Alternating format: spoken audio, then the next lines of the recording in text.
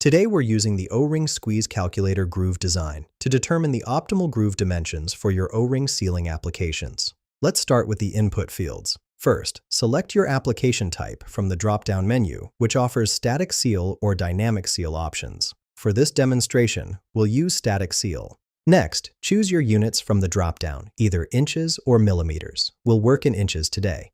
Now enter your O-ring inner diameter ID in the designated field.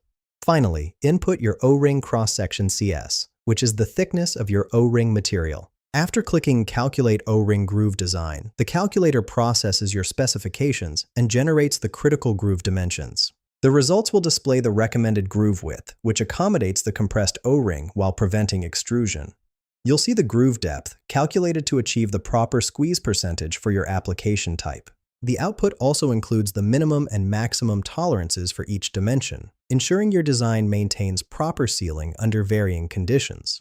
These values account for manufacturing tolerances and thermal expansion considerations specific to your selected seal type. This tool eliminates manual calculations and reduces design errors. Find the link in the description below.